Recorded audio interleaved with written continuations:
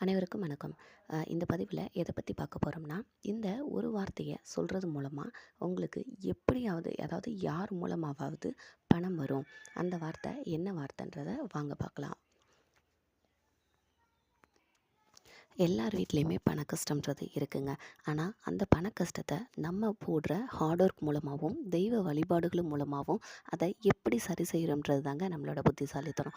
And இந்த பண கஷ்டத்தில் உங்களுக்கு அதிகமான பண கஷ்டம் இருக்கும்போது இந்த வார்த்தையை யூஸ் பண்ணுங்கள்.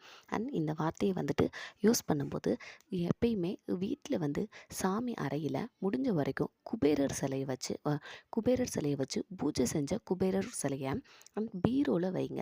உங்களோட எப்பயுமே பணம் வைப்பீங்க இல்லையா, அந்த லாக்கரில் குபேரர் சிலையை எப்பயுமே வைங்க. அதே மாதிரி பூஜை அறையிலையும் எப்பயும் முடிஞ்ச வரைக்கும் குபேரர் சிலை வைங்க.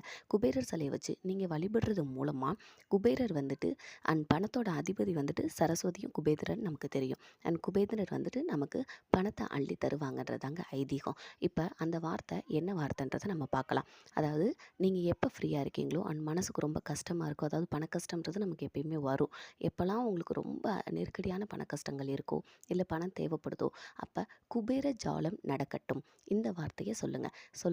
குபேர ஜாலம் நடக்கட்டும், குபேர ஜாலம் நடக்கட்டும், குபேர ஜாலம் நடக்கட்டும். இந்த வார்த்தையை 10 நிமிஷம் விடாமல் உங்களால் முடிஞ்ச வரைக்கும் சொல்லுங்கள். சரிங்களா?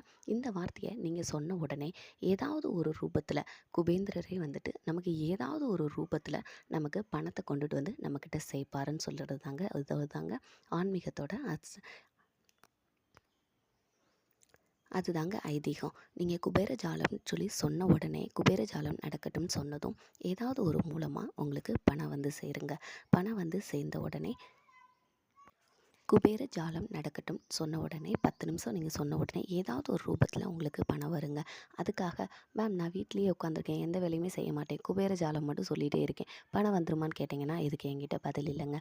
ஸோ உங்களோட ஹார்ட் ஒர்க்கும் அந்த ஹார்ட் ஒர்க்கோடு சேர்ந்து இந்த நீங்கள் மந்திரத்தை நீங்கள் சொல்லும்போது தாங்க பணம் வரும். அதுக்காக நான் எந்த வேலையுமே செய்யாமல் வீட்டில் இருக்கும்போது பணம் வருமானு கேட்டிங்கன்னா இதுக்கு நம்மக்கிட்ட பதிலே இல்லைங்க. ஸோ உங்களோட முடிஞ்ச வரைக்கும் உங்களோட ஹார்ட் ஒர்க் போடுங்க. உங்களோட வேலைகளை நீங்கள் தொடர்ச்சியாக செஞ்சுட்டே இருங்க. அப்போ பணம் நெருக்கடி வரும்போது கடவுளை நினச்சிக்கிட்டு, உங்களோட குலதெய்வ வழிபாடு ரொம்ப முக்கியங்க. குலதெய்வத்தை நினச்சிக்கிட்டு குபேந்திரர்கிட்ட பூஜை பண்ணி இந்த மந்திரத்தை நீங்கள் 10 நிமிஷம் விடாமல் சொல்லுங்கள். கண்டிப்பாக இது 100% பலனை தருங்க. கண்டிப்பாக எப்படியாவது யார் மூலமாவது உங்களுக்கு பணம் சேருங்க.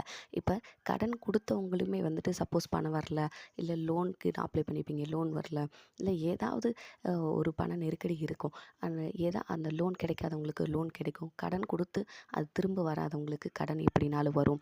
அந்த வட்டிக்கு ரொம்ப வட்டியாக நாங்கள் கொடுத்து தவிச்சிட்ருக்கோம் மேம்ன்றவங்களுக்கு அவங்களுக்கும் எப்படியாவது அதெல்லாம் அடையும். முடிஞ்ச வரைக்கும் இந்த வார்த்தையை அதிகமாக சொல்கிறதுக்கு ட்ரை பண்ணுங்கள். அண்ட் குபேந்திரரை வழிபடுங்க. குபேந்திரரோட சிலையை வீட்டில் நீங்கள் எவ்வளோ வைக்கிறீங்களோ அவ்வளோ நல்லதுங்க. அண்ட் முடிஞ்ச வரைக்கும் உங்களோட பீரோ லாக்கரில் எங்கெல்லாம் காசு வைப்பீங்களோ அந்த இடத்துல வைக்கிறது ரொம்ப ரொம்ப நல்லது. இப்போ யாராவது கடை வியாபாரம் பண்ணுறீங்கன்னா அந்த இடத்துல அந்த கடையோட கல்லாப்பெட்டியில் காசு வைக்கிற இடத்துல குபேரரோட சிலையை வைங்க. அண்ட் கண்டிப்பாக அதில் அதிகமான காசு சேரும்ன்றது தாங்க ஐதீகம். அண்ட் இதை ஒரு தடவை ட்ரை பண்ணி பாருங்கள். கண்டிப்பாக 100% உங்களுக்கு ரிசல்ட் கிடைக்கும்.